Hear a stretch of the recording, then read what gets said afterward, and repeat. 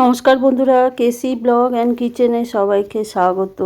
এই কাঁচা কলার এই রেসিপিটি, নিরামিষ রেসিপিটি বানিয়ে যদি না খান তো বুঝতেই পারবেন না যে কাঁচা কলা দিয়ে এত সুন্দর একটা নিরামিষ রেসিপি বানানো যায়। আর এটা খেতে যত সুন্দর হয়, যত ঝটপট বানানো যায় ততই কিন্তু খেতেও সুন্দর হয়। দেখো, দুটো কাঁচা কলা আমি সেদ্ধ করে, একটা আলু সেদ্ধ করে নিয়ে খোসা ছাড়িয়ে নিলাম, আলুটারও খোসা ছাড়িয়ে একটা থালার মধ্যে আলু আর খোসাটা কিন্তু আলু আর কলাটা মেখে নিলাম। খুব ভালো করে মেখে নিতে হবে, কেন কি কলাটাও অনেক সময় হয় বেশিক্ষণ যদি ঠান্ডা করা হয় তাহলে একটু শক্ত ভাবটাও চলে আসে। সেই জন্য এটাকে গরম থাকতেই মেখে নিলেই বেশি ভালো হয়।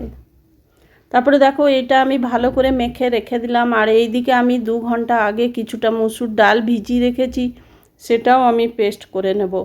তোমরা কিন্তু চাইলে মুগ ডাল বা ছোলার ডাল দিয়েও এটা করতে পারো, আর এটা যে ডাল দিয়েই করো খেতে খুবই ভালো লাগে, একই রকম টেস্ট।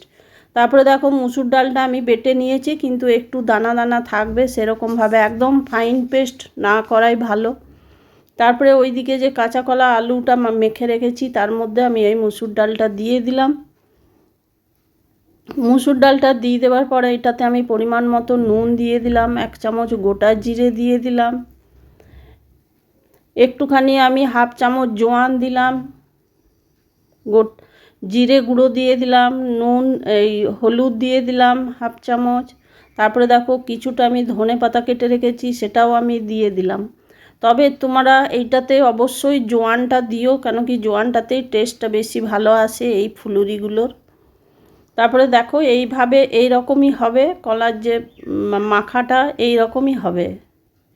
খুব জল জল হবে না, একটু শক্ত হবে। যদি একটুখানি জল হয়ে যায় তাহলে বেসন দিয়ে সেটাকে টাইট করে নিতে হবে। তারপর দেখো, একটা মিক্সির জারে আমি 2 চামচ গোটা ধনে, গোটা জিরে 1 চামচ, আদা, কাঁচা লঙ্কা ওইদিকে আমি মশলা করে রেখে দিলাম পেস্ট।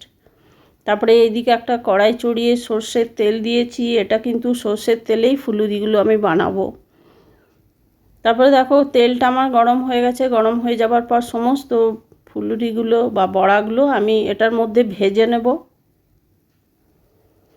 তোমরা নিরামিষ দিনে অনেক সময় ভাবতে থাকে অনেকেই যে কি বানাবো, কি করব, কিন্তু এইভাবে যদি তোমরা বানিয়ে নাও তাহলে খেতে ভীষণই ভালো লাগে ভাতের সাথে।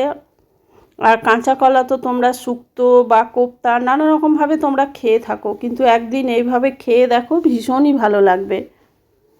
তারপরে দেখো, বড়াগুলো বা ফুলুরিগুলো আমি একটু নেড়ে চেড়ে নিয়ে, তবে এটা মিডিয়াম আঁচে করে যেতে হবে, না হলে হাই করে দিলে উপরটা পুড়ে যাবে আর ভিতরগুলো কাঁচা থেকে যাবে।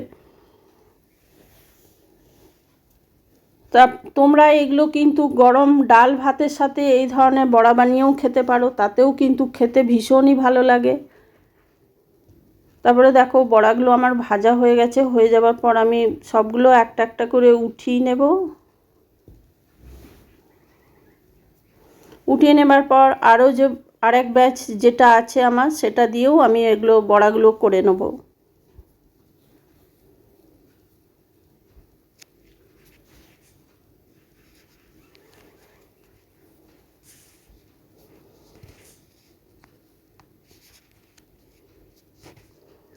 দেখো, সম্পূর্ণ একদম লাল লাল করে কড়া কড়া করে ভেজেছি কিছুটা। এগুলো তোমরা এমনি স্ন্যাক্স হিসাবেও খেতে পারো, যদি তোমরা এর মধ্যে পেঁয়াজ দাও তাহলে আরও ভালো লাগবে। দেখো, আমি বড়াগুলো ভাজা হয়ে গেছে। হয়ে যাবার পর ওই তেলের মধ্যেই গোটা জিরে দিয়ে দিলাম, 2টো শুকনো লঙ্কা ফোড়ন দিয়ে দিলাম, আর একটা এলাচও আমি এর মধ্যে দিয়েছি। তারপরে দেখো, একটা টমেটো আমি ছোট করে কেটে এটার মধ্যে দিয়ে দিলাম। দিয়ে দেওয়ার পরে পরিমাণ মতো নুন দিয়ে দিলাম, হলুদ দিয়ে দিলাম, ছোটো চামচের 1/2 চামচ কাশ্মীরি লঙ্কার গুঁড়ো দিয়ে দিলাম। নুন তোমরা যে যেমন খাও সেইভাবে পরিমাণটা কম বেশি করে নিও। তারপর দেখো, টমেটোটাকে সফট হবার জন্য আমি একটুখানি নুন দিয়ে আমি এটা খানিকক্ষণ ভেজে নিলাম। ভেজে নেবার পরে ওই যে মশলাটা আমি করে রেখেছি, জিরে, ধনে, আদা, কাঁচা লঙ্কা, সেই মশলাটা আমি দিয়ে দিলাম। মিক্সির যে জারটা আছে সেই জারটা ধুয়েই আমি একটু একটু করে জলটা দিতে থাকবো। আর মশলাটা আমি কষে যাব সমানে 5-7 মিনিট ধরে মশলাটা কষে নিতে হবে।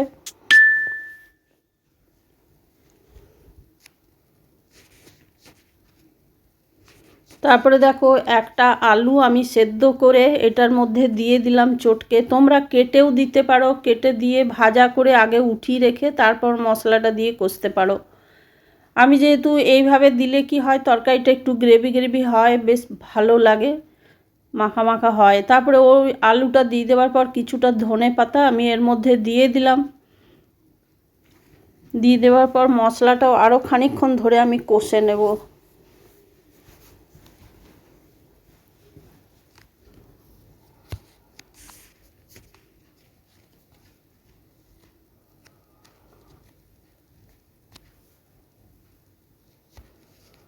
দেখো এটা আমি জল দিয়ে দিয়ে কিন্তু কষে নিচ্ছি সমানে।